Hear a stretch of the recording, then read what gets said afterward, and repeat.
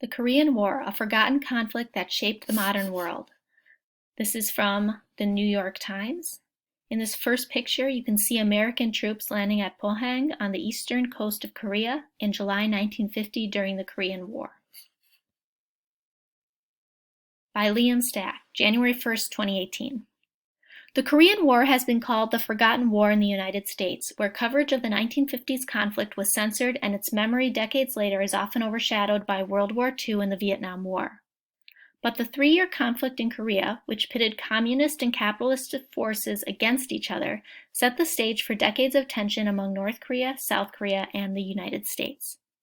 It also helped set the tone for Soviet-American rivalry during the Cold War, profoundly shaping the world we live in today, historians said.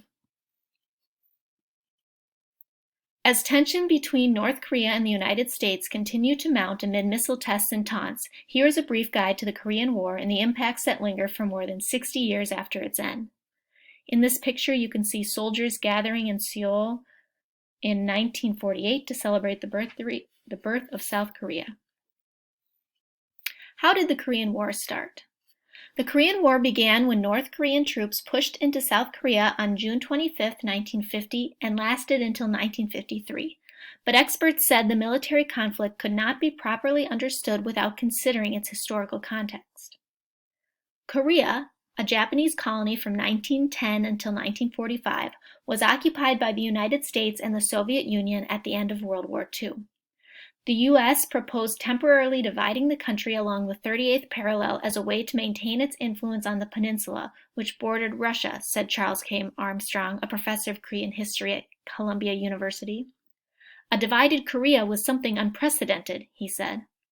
But the divide lasted in part because of competing visions among Koreans for the country's future.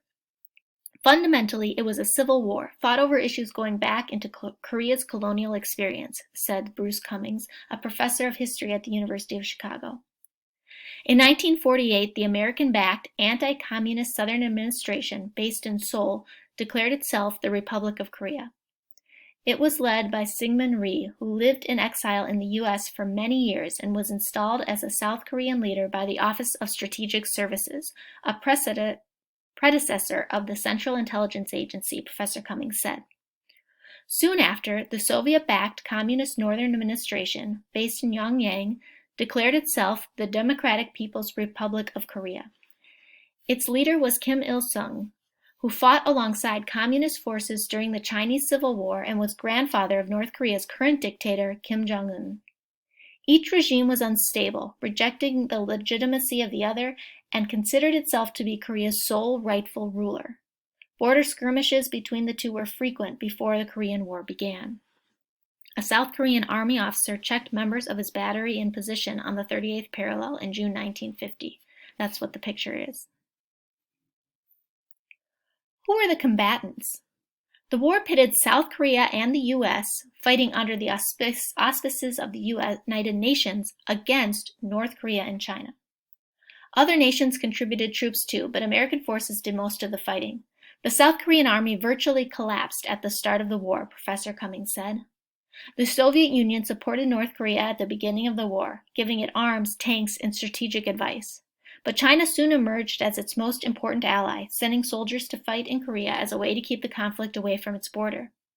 The Chinese leader Mao Zedong also saw China's participation in the war as a way to thank Korean communists who fought in the Chinese Civil War, Professor Cummings said.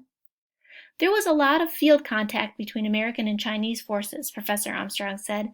In a sense, this was the first and only war between China and the United States so far.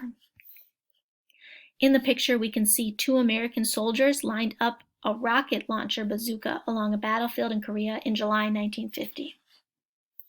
How damaging was it? The war devastated Korea. Historians said that between 3 million and 4 million people were killed, although firm figures had never been produced, particularly by the North Korean government. As many as 70% of the dead may have been civilians. Destruction was partially acute in the north, which was subjected to years of American bombing, including with napalm. Roughly 25% of its pre-war population was killed, Professor Cummings said, and many of the survivors lived underground by the war's end. North Korea was flattened, he said. The North Koreans see the American bombing as a Holocaust, and every child is taught about it. Damage was also widespread in South Korea, where Seoul changed hands 4 times, but most combat took place in the north or central parts of the peninsula around the current demilitarized zone, which divides the country, Professor Cummings says. Civilians and soldiers stood beneath a banner during a demonstration in Seoul in April 1953 against resumption of the Korean peace talks. How did it end? Technically, the Korean War did not end. The fighting stopped when North Korea, China, and the U.S. reached an armistice in 1953, but South Korea did not agree to the armistice, and no formal peace treaty was ever signed. There is still a technical state of war between the combatants, Professor Cummings said. Neither North nor South Korea has achieved its goal, the destruction of the opposition regime and reunification of the divided peninsula. Since 1953, there has been an uneasy coexistence between North and South Korea, which hosts over 20,000 American troops. At one time, hundreds of American nuclear weapons were based there. It was from the Korean War onward that we had a permanent global American military presence that we never had before, Professor Armstrong said. Other countries that host American troops include Qatar, Japan, Italy, and Germany. It was really a turning point for America's global role. In the decades after the war, South Korea transformed into an economic powerhouse. Professor Cummings said many of its citizens now know little of the conflict and have a fatalistic orientation toward the economically isolated North. Meanwhile, North Korea became the world's most amazing garrison state with the 4th largest army in the world. Its generals are still fighting the war, Professor Cummings said. For them, it has never ended.